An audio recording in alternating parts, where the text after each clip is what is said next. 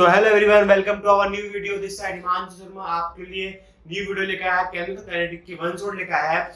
ये बात सीरीज का थर्ड चैप्टर है, फिजिकल केमिस्ट्री का थर्ड चैप्टर है, जो कि मैं आज इस वीडियो में आपको करवाने वाला हूँ।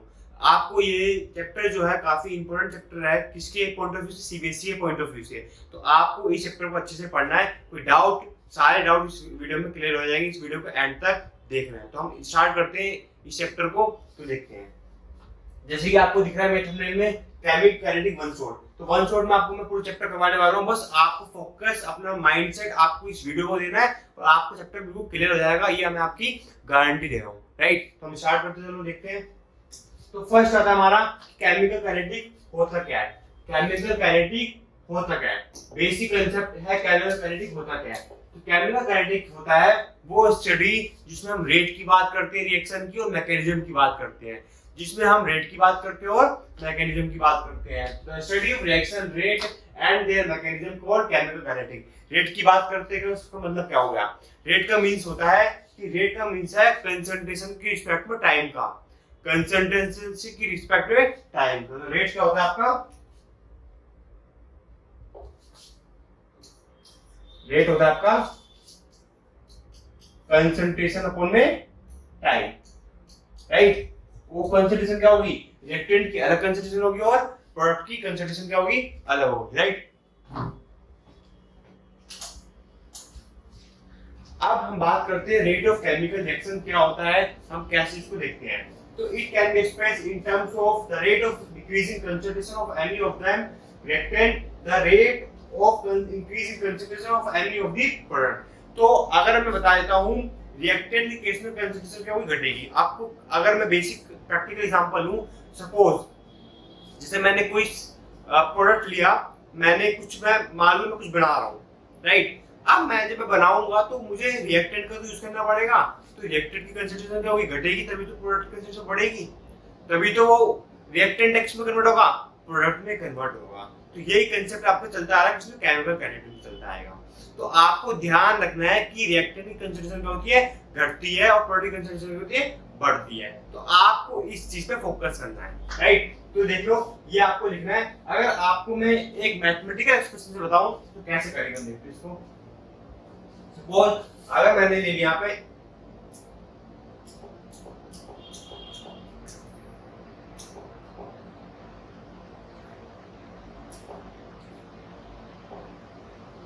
मैंने ले लिया ए प्लस बी, क्या दे रहा है? आपका सी दे रहा है। तो आपको ध्यान रखना है यहाँ पे। तो इसकी जो कंसंट्रेशन होगी, मतलब अगर मैं रेट की बात करता हूँ, कर रहा हूँ मैं रेट की बात कर रहा हूँ, तो रेट इक्वल टू क्या होगा आपका? माइनस डेल्टा ए अपॉन में delta T. Right, equal to minus delta B upon में delta T equal to delta C upon में डेल्टा टी। तो इसमें माइनस का साइन है, तो माइनस का आपको जो है कंसंट्रेशन घट रही है, और सी में क्या हो रहा है? कंसंट्रेशन आपकी बढ़ रही है। तो आपको इस चीज पर फोकस करना है।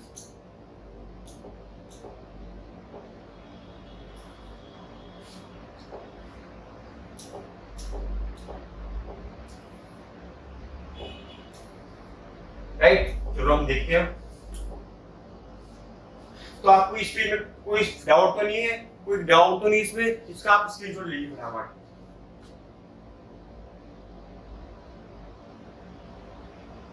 मैं क्वेश्चन पूछ रहा हूँ, पूछो क्वेश्चन पूछो। चलो बैठो, आपको जब पूरी वीडियो देखोगे तो बता दूंगा क्या चल रही है। तो स्टार्ट करते, चलो नेक्स्ट बढ़ते हैं।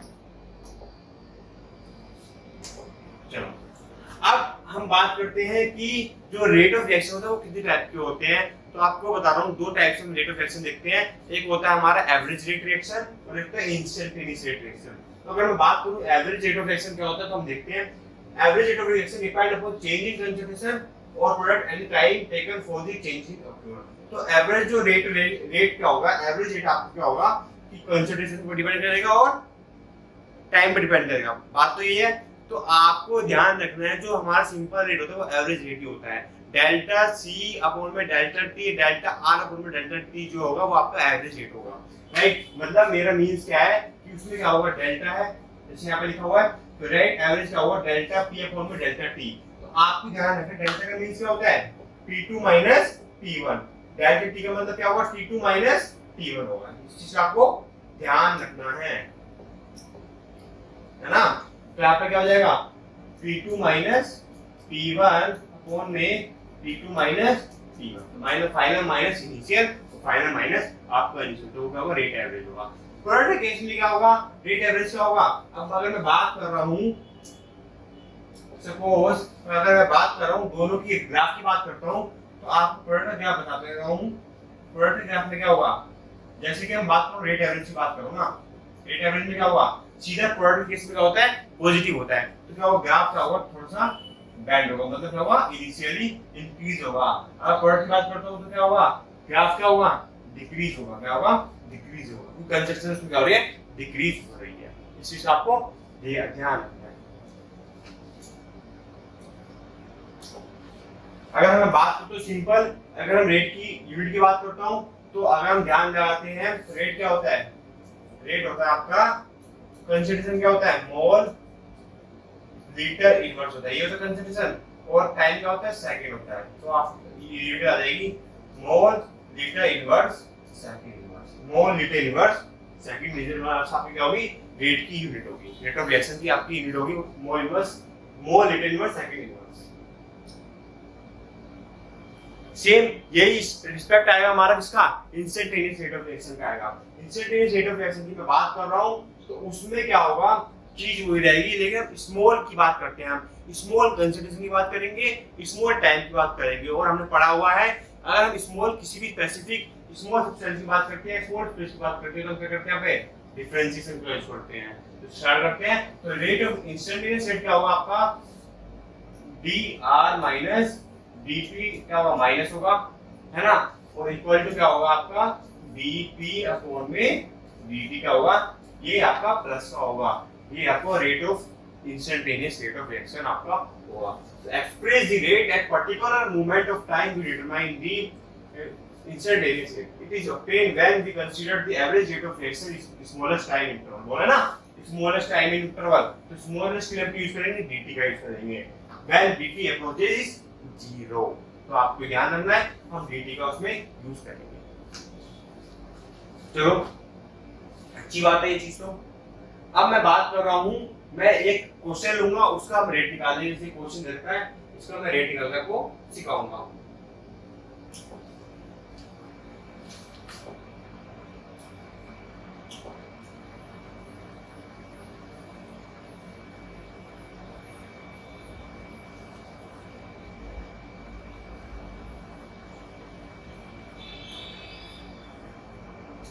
चलो रेट निकालने का तो जैसे क्वेश्चन दे रखा आपका ये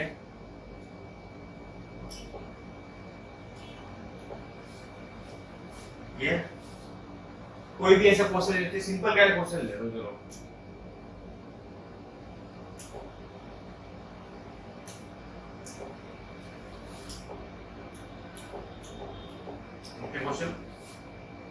क्वेश्चन देखते हैं N2 प्लस H2 क्या दे रहा है आपका NH3 दे रहा है, क्या दे रहा है आपका NH3 दे रहा है। इसका हम बैलेंस करेंगे तो क्या होगा आपका यहाँ पे 3 है, यहाँ पे 3H2 हो जाएगा 6 हो गया, यहाँ पे 2NH3 हो जाएगा, यहाँ पे N2 है। तो आपकी ये बैलेंस इक्वेशन होगी। अब मैं क्या करूंगा इसका रेट ऑफ रिएक्शन निकालूंगा। रेट ऑफ रिएक्शन में हम दो चीज को यूज करते हैं, rate of appearance, rate of disappearance. Disappearance आपका रिएक्टेंट में होता है मतलब माइनस होगा, अपेरेंस में होगा पॉजिटिव होगा। तो मैं इसका रेट निकालता हूं तो कैसे करेंगे देखते हैं। ये जो आपके दे रखे 3 और 2 दे रखे हैं, ये आपको स्टोइचियोमेट्रिक कोएफिशिएंट बोलते हैं। क्या बोलते हैं स्टोइचियोमेट्रिक कोएफिशिएंट बोलते हैं। तो आपको ध्यान रखना है स्टोइचियोमेट्रिक कोएफिशिएंट क्या होता है रेट को निकालने का होता है। तो स्टार्ट करते हैं, हम देखते हैं डेल्टा N2 अपॉन में डेल्टा T इक्वल टू होगा आपका माइनस, यहाँ पे माइनस होगा -1/3। तो आपको जो स्टोइचियोमेट्रिक कोएफिशिएंट होगा आपको रेसिप्रोकल में आपका आ जाएगा। तो आपको क्या करना है यहाँ पे लिखकर डेल्टा H2 अपॉन में डेल्टा T इक्वल टू आएगा 1/2 पॉजिटिव का होगा डेल्टा NH3 अपॉन में डेल्टा T।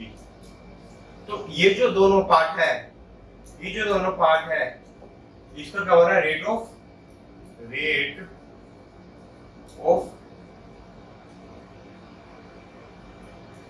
डिसअपियरेंस क्या हो रहा है, रेट ऑफ डिसअपियरेंस हो रहा है, राइट। इसका क्या होगा, इस पार्ट वाले का होगा रेट ऑफ अपीयरेंस होगा, क्या होगा, रेट ऑफ अपीयरेंस।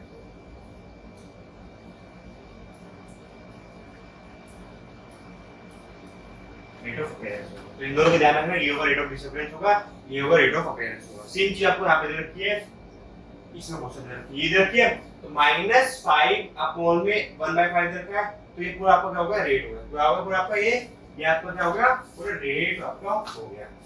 तो -1/5 delta br minus delta t minus br03, ये सब आपका क्या होगा, पूरा रेट हो जाएगा, कोई डाउट नहीं होना चाहिए, राइट। अगर हम बात करते हैं for a gaseous reaction at constant temperature concentration is directly proportional to partial pressure of स्पीसी।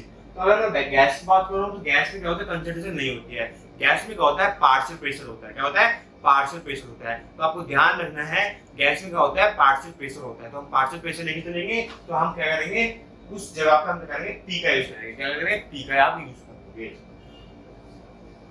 चलो अब कौन कौन से फैक्टर्स हैं जो रेट ऑफ रिएक्शन पे डिपेंड करते हैं, हम उसको देखते हैं। तो पहला फैक्टर तो कंसंट्रेशन ही होगा भाई, कंसंट्रेशन जितनी बढ़ेगी तो रेट ऑफ रिएक्शन बढ़ेगा, कंसंट्रेशन जितनी घटेगी तो रेट ऑफ रिएक्शन आपका घटेगा।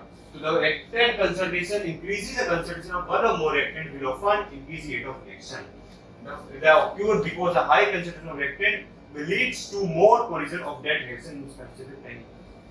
Collision का मतलब जितनी concentration बढ़ेगी उतना स्पेसिफिक कोलिजन बढ़ेगा, जब कोलिजन बढ़ेगा तो रिएक्शन क्या होगा, रेट ऑफ रिएक्शन क्या होगा, बढ़ेगा।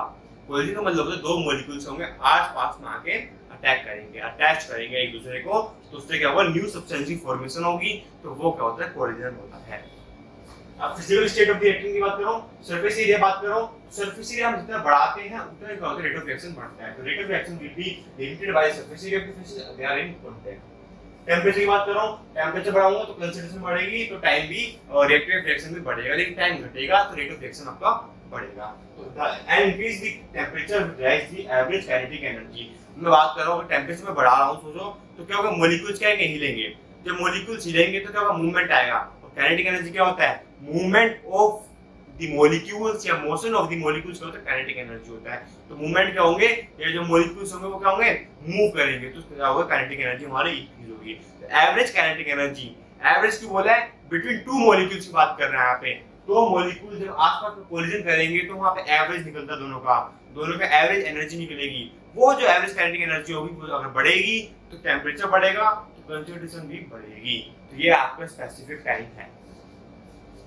अगर add catalyst in substance that increase rate of reaction without actually, अगर कैटलिस्ट की बात करें तो कैटलिस्ट भी बहुत रोल प्ले करता है रेट ऑफ रिएक्शन में, है ना। तो कैटलिस्ट का आपको ध्यान रखना है, कैटलिस्ट क्या होता है, रेट ऑफ रिएक्शन में काफी रोल प्ले करता है। प्लीज इसका आप स्क्रीनशॉट लीजिए फटाफट, इसका ऐसे लिखिए फटाफट।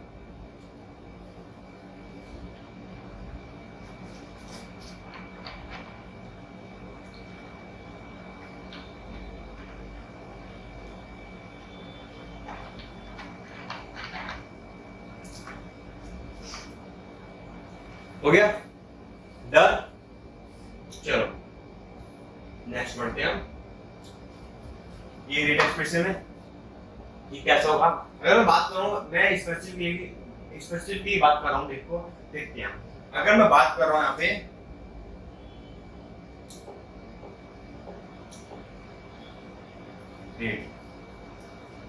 Rate is directly proportional to the A. मान लो ए कोई रिएक्टेंट है और एक बी है, ठीक है। अब rate is directly proportional to, अब डायरेक्टली प्रोपोर्शनल का साइन हटाने के लिए हमें कुछ चीज चाहिए होती है, तो अब क्या करेंगे, रेट इक्वल टू के ये बी, ये ऊपर स्टोइकियोमेट्रिक कोएफिशिएंट है, मैं यहां ठीक है, ये स्टोइकियोमेट्रिक कोएफिशिएंट है। तो ये जो k होगा, ये क्या होगा आपका रेट कांस्टेंट होगा, क्या होगा आपका ये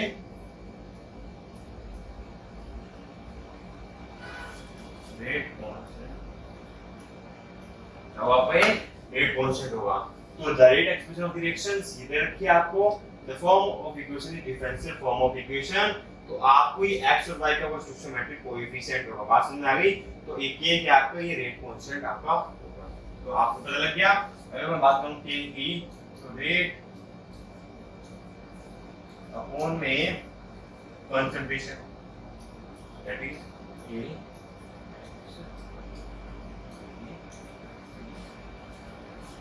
राइट।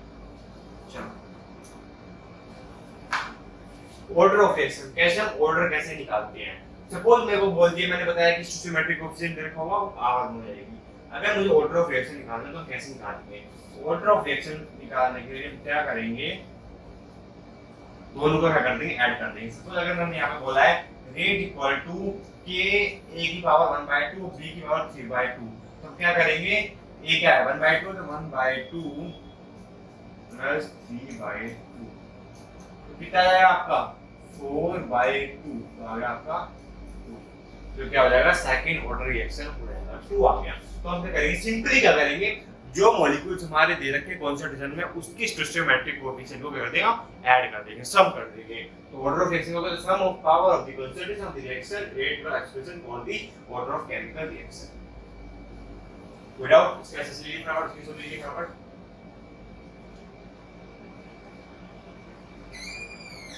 अब अगर हम बात कर रहा हूं कि दो टाइप्स की रिएक्शन आएंगे, एलिमेंट्री रिएक्शन और complex reaction.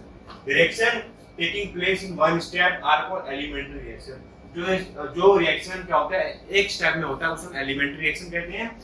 When a sequence of elementary reaction called mechanism gives the product the reaction are called complex reaction. Mechanism देखते तो प्रोडक्ट होगा, तो आपको ध्यान रखना है अगर when a sequence of elementary reaction को हम बढ़ा रहे हैं, गिव अस द प्रोडक्ट, कोई प्रोडक्ट देगा तो हम कहेंगे कॉम्प्लेक्स रिएक्शन। तो शायद स्क्रीनशॉट फटाफट ले लीजिए जिससे कोई डाउट ना रह जाए, कोई भी डाउट आपका नहीं रहना चाहिए। चलो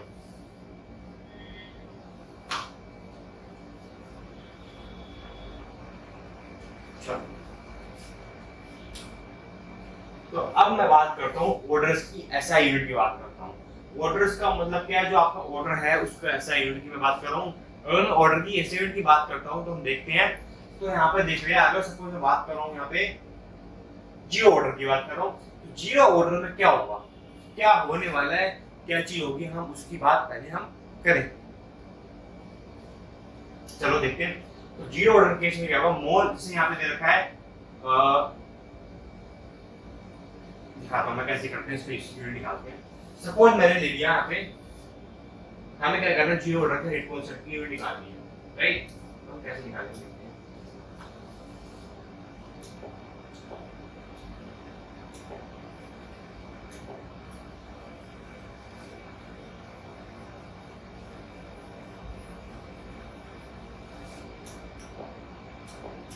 चलो जैसे कोई दे रखा हमें रेट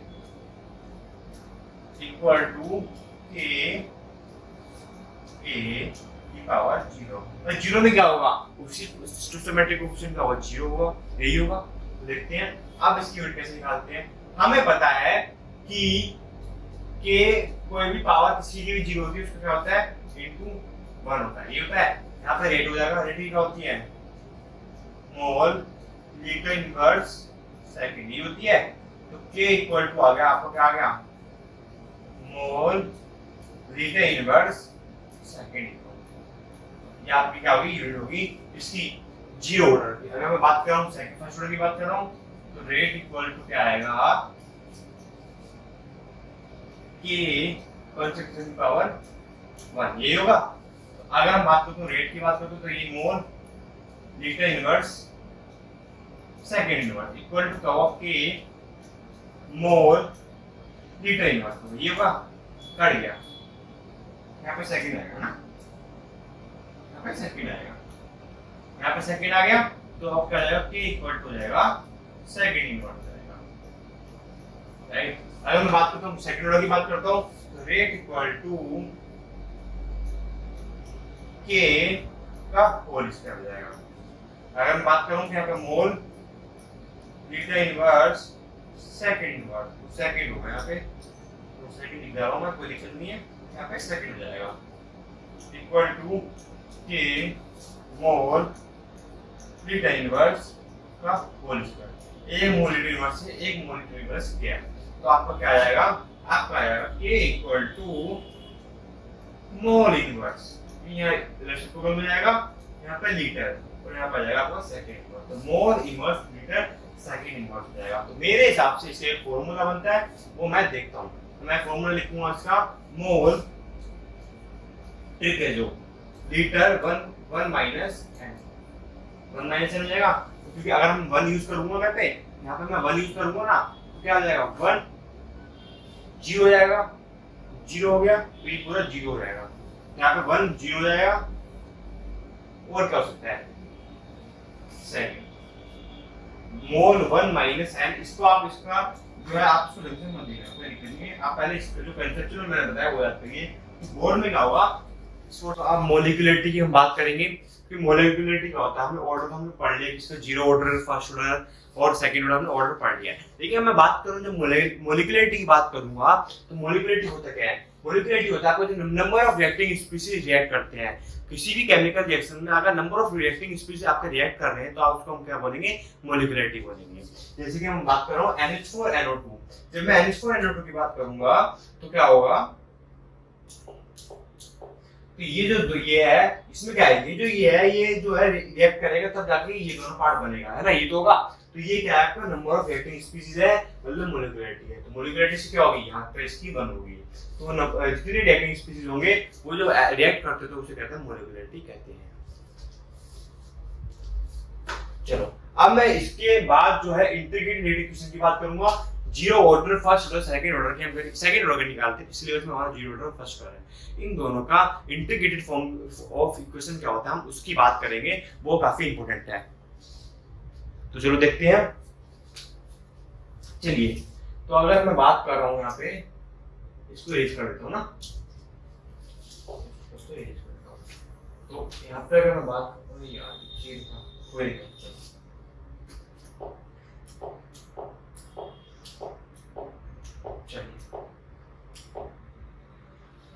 देखिए, तो अगर मैं बात कर रहा हूँ यहाँ पे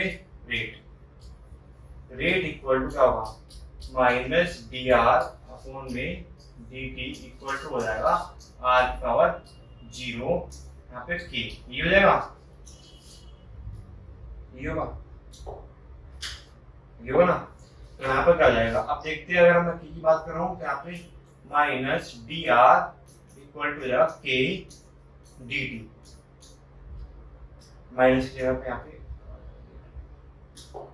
राइट, कोई डाउट तो नहीं इसमें। अगर मैं इसमें बात करूं dr इक्वल टू माइनस की dt की मैं बात करूंगा, तो आपको कैसे निकालोगे, आपको क्या करना पड़ेगा, इसको क्या करना पड़ेगा, इंटीग्रेट करना पड़ेगा, करना पड़ेगा, इंटीग्रेशन करना पड़ेगा, इंटीग्रेशन आपने पढ़ा ही होगा, इंटीग्रेशन 11th में कि आप क्या करेंगे, इंटीग्रेट करेंगे, तो आपको क्या करोगे, dr इक्वल टू माइनस की dt, या इंटीग्रेशन हुआ।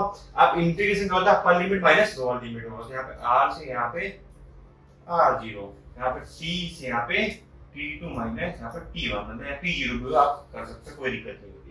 तो अगर मैं बात कर रहा हूँ यहाँ पे, तो ये क्या हो जाएगा, इंटीग्रेट हो जाएगा, इंटीग्रेटेड मतलब क्या आएगा आपका आंसर, यहाँ पे आएगा r2 r1 इक्वल टू ये r0 इनिशियल से, ठीक है, और यहाँ पे क्या आ जाएगा, यहाँ पे t2 से t0, तो यहाँ पे आएगा माइनस के, कॉन्स्टेंट बाहर आ जाएगा, तो आएगा यहाँ पे t से यहाँ पे 0, ये आ जाएगा आपका, ठीक है।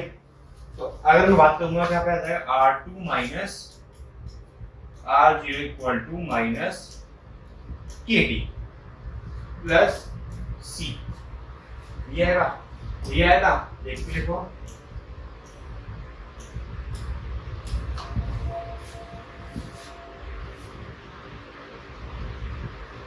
राइट, लेकिन at the condition of initial concentration, तो अब मैं यहाँ पे क्या करूंगा, ये आ गया आपका। अब आपको अगर मैं बात करूं, टाइम जीरो है, क्या है, टाइम जीरो है, ठीक है, यहाँ पे मैंने यहाँ पे लिख दिया आर लिख दिया, तो आर जीरो का मैं मान दे रहा हूँ, तो मैंने यहाँ पे लिख दिया आर। अगर टाइम जीरो ले लिया तो आ जाएगा यहाँ पे, उसको मैंने मान लिया आर जीरो इक्वल टू सी मान दिया, राइट। तो मैं पुट कर दूं सी की वैल्यू इक्वेशन में, तो r इक्वल टू आ जाएगा माइनस KT प्लस R0। यही आएगा, यही आएगा क्या, यही आएगा। और क्या इरेज कर देता हूं,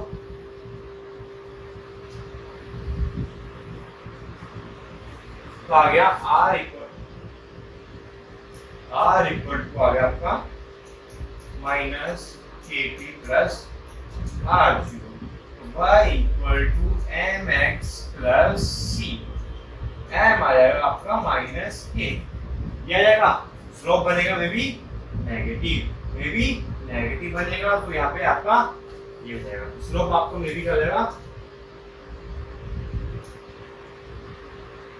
नेगेटिव हो जाएगा। तो यहाँ पे आप डिक्रीज कर सकते हैं, ये ऐसे लिख सकते हो, राइट। तो आपका आ गया r इक्वल टू आ गया माइनस KT प्लस R0। अगर मैं टर्म्स में निकालूं टाइम की, तो आपको R0 ले लेता हूं, तो आपका r minus R0 equal to या R0 माइनस R,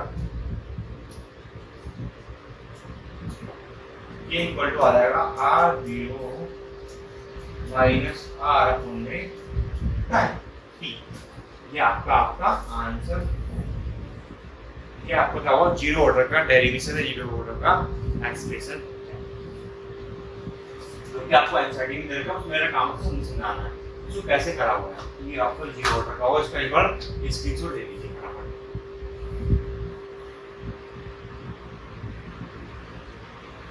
चलो आगे बढ़ते हैं। तो थर्मल डिकम्पोजिशन ऑफ HI जो होगा आपका, जो ये एग्जांपल दे रखा है कि जीरो ऑर्डर का रिएक्शन का एग्जांपल दे रखा है।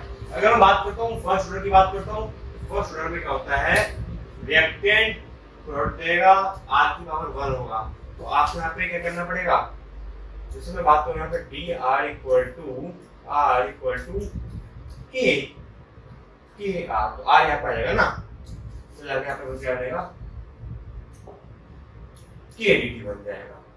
तो यहाँ पे क्या जाएगा, ln R equal to minus KT plus I। अगर टाइम जीरो हो गया तो यहाँ पे क्या हो जाएगा, ln R naught equal to I। तो मैं लिख देता हूँ यहाँ पे ln R equal to minus KT plus ln R naught, इधर ले जाता हूँ तो आ जाएगा ln R note by R equal to KT। तो आ जाएगा यहाँ पे K equal to ln R naught upon R upon 1/10। ये आपको जो एक्सप्रेशन दे रखा है, ये दे रखा है आपको K का दे रखा है। अब ln को मैं चेंज करूंगा, किसमें, लॉग में चेंज करूंगा, तो आपका जो आएगा वो आएगा K equal to 1/2.303 by upon में T log R note by. Pass करना आगे, कोई डाउट तो नहीं है इसमें, कोई डाउट तो नहीं है। तो ये चीज आपको इसमें कर रख के आप इसको स्क्रीनशॉट ले लीजिए। अगर मैं इसके स्लोप की बात करता हूँ, ln के रिस्पेक्ट में करता हूँ तो माइनस नेगेटिव होगा, लेकिन अगर मैं स्लोप इसमें करता हूँ तो K अपॉन में 2.303 होगा। तो एमसीक्यू में सीधा क्वेश्चन आएगा फर्स्ट ऑर्डर रिएक्शन का स्लोप क्या होता है, तो आप बता सकते हो फर्स्ट ऑर्डर रिएक्शन का स्लोप होगा वो क्या होगा, K अपॉन में 2.303 होगा। कोई डाउट तो नहीं है इसमें, कोई डाउट तो नहीं है इसमें, कंसेप्ट क्लियर है ना एकदम, कैसे क्लियर समझा रहा हूँ। चलो हाफ लाइफ की बात करते हैं। तो हाफ लाइफ में हम क्या कैसे करते हैं, हाफ लाइफ में आपको मैं सिखा देता हूँ। हाफ लाइफ क्या होता है हमने सिखाया दोस्तों भी। तो हाफ लाइफ में अगर मैं बात कर रहा हूँ,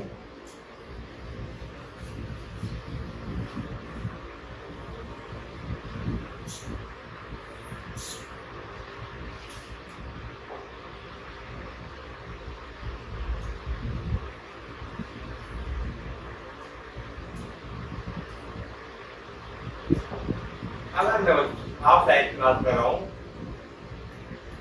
है ना, हाफ लाइफ की बात कर रहा हूँ, क्या होगा हमें पता है K इक्वल टू होगा 2.303 अपॉन में T log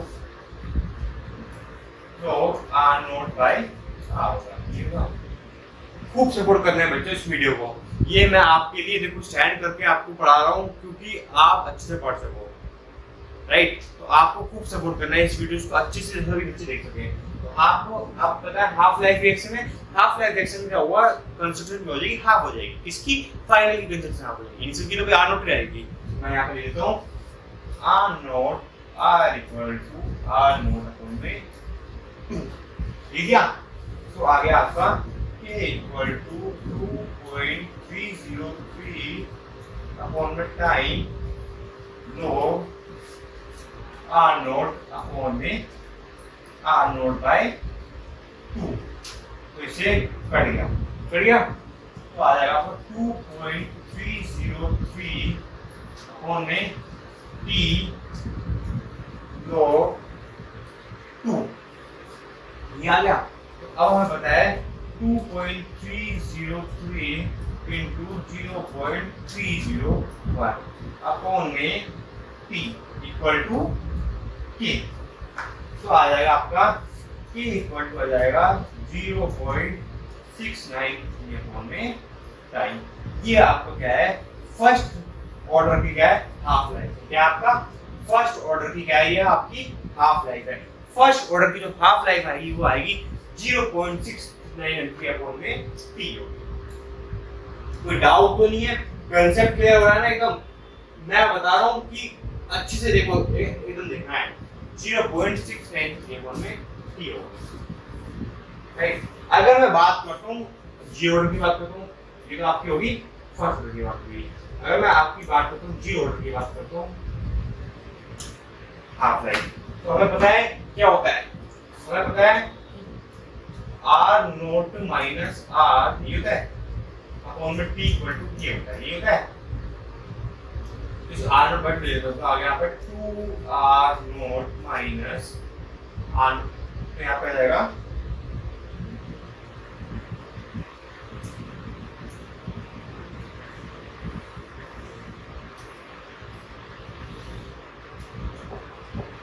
2r नॉट, तो r नॉट बाय 2, तो यहाँ पर आ जाएगा r नॉट अपॉन में 2k इक्वल टू यहाँ पे आ जाएगा t। ये आपकी होगी हाफ लाइफ होगी, हो जाएगी आपकी half life of a reaction that is called t equal to r naught by 2k। कोई डाउट तो नहीं इसमें भाई, चीजें पढ़नी है, समझनी है। तो स्यूडो फर्स्ट ऑर्डर रिएक्शन की मैं बात कर रहा हूं। अगर मैं स्यूडो फर्स्ट ऑर्डर की बात कर रहा हूं तो आपको समझ आना चाहिए कि मैं बात कर रहा हूं फर्स्ट ऑर्डर की बात कर रहा हूं। बट कोई भी जब मैं स्यूडो फर्स्ट ऑर्डर की बात करूंगा तो आपको समझ आना है कि उसमें जो डेरिवेशन होगा, जो उसका बेसिक कांसेप्ट होगा, वो फर्स्ट ऑर्डर के ऊपर ही होगा। तो मैं बात कर रहा हूं स्यूडो फर्स्ट ऑर्डर की, तो order of reaction is alternate by condition. तो उल्टा फर्स्ट ऑर्डर का जो उल्टे रिएक्शन होता है वो स्यूडो फर्स्ट ऑर्डर होता है। जैसे कि मैं बात कर रहा हूं ईस्टर, ईस्टर को हाइड्रोलिसिस कर रहा हूं तो क्या बनना है, एसिड बनना है प्लस अल्कोहल बनना है। तो इसका जो क्या होगा, ये क्या होगा आपका स्यूडो फर्स्ट ऑर्डर रिएक्शन आपका होगा। इसमें कोई डाउट नहीं है, ये कि इंपॉर्टेंट भी है यार, सीरियस क्वेश्चन आता है। अब मैं बात करूंगा temperature dependency rate of reaction की, जो कि काफी इंपॉर्टेंट कांसेप्ट है, जिसमें आप कांसेप्ट लेके आते हैं एक्टिवेशन एनर्जी कांसेप्ट लेके आएंगे। एक्टिवेशन एनर्जी का होता है कोलिजन थ्योरी का क्या होता है। कोलिजन थ्योरी मैंने बताया कि देखो फ्रीक्वेंसी फैक्टर जो होगा कोलिजन फैक्टर से ज्यादा होगा तो वो कोलिजन होगा, मॉलिक्यूल्स मतलब कोलाइड करेगा। कोलाइड करने के बाद में रिएक्शन को रेट ऑफ रिएक्शन बढ़ेगी, जिससे क्या होगा इजीली आपका रेट ऑफ रिएक्शन इजीली आप अच्छी डायरेक्शन में जाएगी, जिससे आप कुछ भी मॉलिक्यूल की फॉर्मेशन आप कर सकते हो। देखते हैं तो K equal to A equal to K equal to A e की पावर माइनस EA अपॉन में RT। ये जो है ये कांसेप्ट जो है ये एक्सपेरिमेंटल कांसेप्ट है मेरे भाई, कौन सा कांसेप्ट है, एक्सपेरिमेंटल कांसेप्ट है। तो आरएमएस फैक्टर जो है वो A है और भी फ्रीक्वेंसी फैक्टर, तो और ये क्या है फ्रीक्वेंसी फैक्टर है। It is also called pre exponential factor, pre exponential factor भी कहते हैं। तो आपको एमसीक्यू में आ सकता है कि प्री एक्सपोनेंशियल फैक्टर कौन सा होता है, आप कंफ्यूज हो गए सी बेस सी मोड में, लेकिन प्री एक्सपोनेंशियल फैक्टर क्या होगा, A होगा। फिर कौन सा स्पेसिफिक पर्टिकुलर एक्शन वे आर क्या होगा, एक्सपोनेंशियल होगा, ये आपका एक्टिवेशन होगा। अब क्वेश्चन है एक्टिवेशन एनर्जी होता है।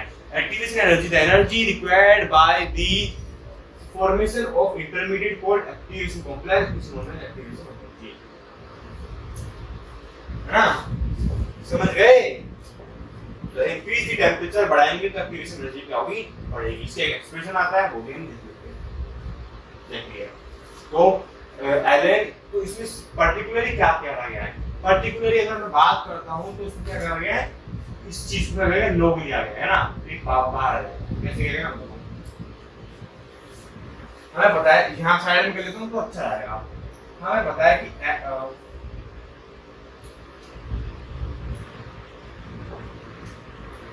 a इक्वल टू होता है a माइनस ई अपॉन में आर टी। ये बताया क्या, मैं गलत नहीं कर रहा क्या, a e a होगा ना, चलो मैं देखता हूँ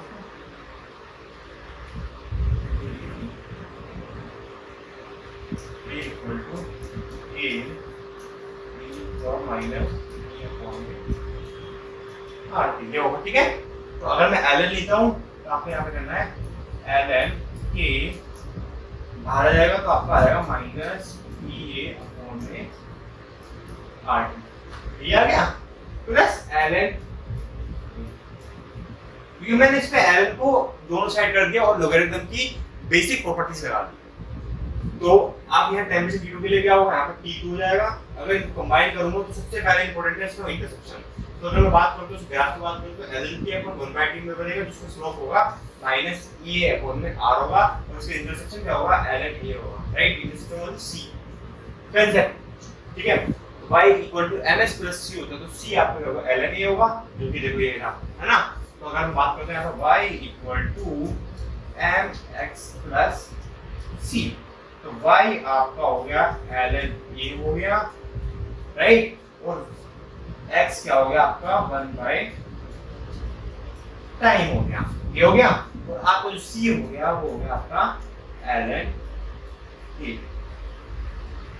तो ये रहा आपका क्वेश्चन। तो ln k log k2 upon में t1 इक्वल टू आएगा a अपॉन में 2.303 t2 माइनस t1 अपॉन में t1 इनटू t2।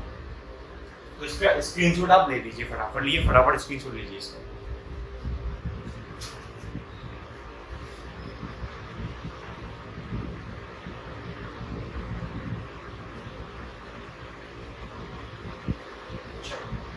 एक क्वेश्चन है, एक क्वेश्चन देख लेता हूं।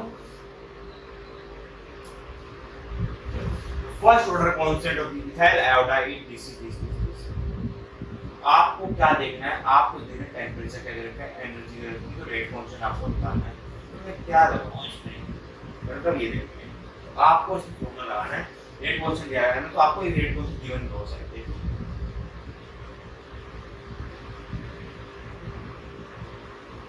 गिवन है ना, एक रेट कांस्टेंट गिवन है, आपको कुछ नहीं करना है, मैं आपको क्या करना है, पहले आप इसको लिख लीजिए थोड़ा।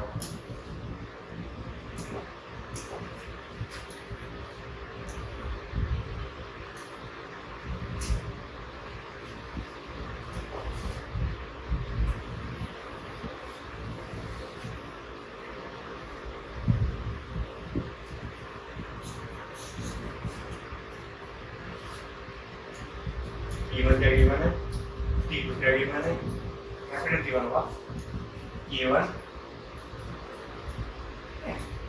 K2 क्या गिवन है, ये ध्यान रखिए। अब आपको क्या पे देखना है, फिर आप देख लीजिए।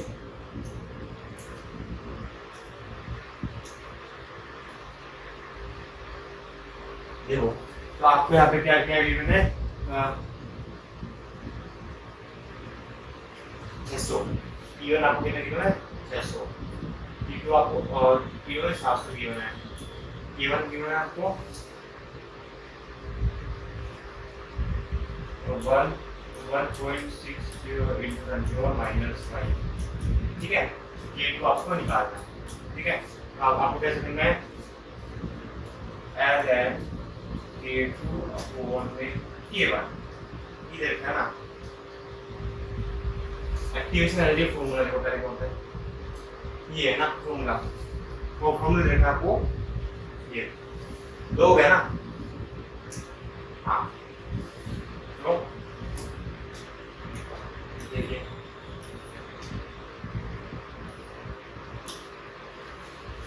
लो होगा ना, तो 1 अपॉन में 2.303, ये होगा, ये होगा E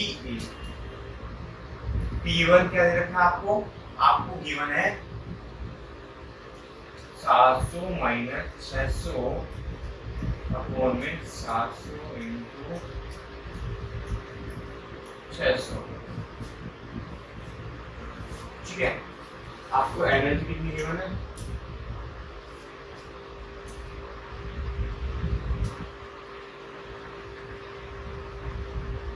ठीक है, तो आप कुछ नहीं करना है यहाँ पे ln K2 माइनस लो मतलब लो, ठीक है ना, सिंपल लो K2 माइनस आगे यहाँ पे जाएगा लो 1.60 into 10 to the power minus 5। ठीक है, यहाँ पे क्या होगा 209 में 2.303 सो माइनस 700 इंटू 600। ठीक है, इससे आपका निकल जाएगा log K2 आपका निकल जाएगा फाइनल। तो आपको इसलिए ऐसे निकालना है, समझना की बात। तो ये जो वीडियोस थी, जो ये आपकी वीडियो है पूरी वन शॉट जो है वो आपको अच्छे से देखनी है। मैंने कैसे कंसेप्चुअल लेके मेरा ये फंडा है, मैं कंसेप्ट विद क्लैरिटी में ध्यान देता हूँ। केमिस्ट्री जो मेरी बात सीरीज है उसमें 3C फॉर्मूला लगा रखा है मैंने, कंसेप्ट केमिस्ट्री क्लैरिटी। तो आपको उस चीज पे ध्यान रखना है, उस पर फोकस करना है, राइट। अगर मैं एक चीज बताना चाहता हूँ आपको, तो देखो ये जो है ये आपको थ्योरी पार्ट है, फिर मैं क्वेश्चंस लेकर आऊंगा। तो क्वेश्चन देने के बाद तो फिर कुछ बचेगा ही नहीं, ये चीज आपकी आने वाली है। तो आपको इस चीज को जो मैं आपको कर रहा हूँ, मेरी वीडियो को फुल सपोर्ट करना है, मुझे फुल सपोर्ट करना है, जिससे मेरा मोटिवेशन रहता है और मैं आपके लिए अच्छी से अच्छी वीडियो, आपके लिए अच्छे से अच्छा कंटेंट जो आपको पसंद है मैं वो लेकर आऊंगा। लेकिन मैं आपका पीछे 2025 CBSE बोर्ड का टारगेट लेके चलूंगा और आपको बिल्कुल एग्जाम में 100% आने की कोशिश करूंगा केमिस्ट्री के अंदर। तो आपको उस चीज पे ध्यान रखना है। तो थैंक यू सो मच। हमारे चैनल को लाइक करो, सब्सक्राइब करो, कमेंट करो, बट सपोर्ट जरूर करो और अच्छी से अच्छे फोकस करो पढ़ाई पे। Thank you.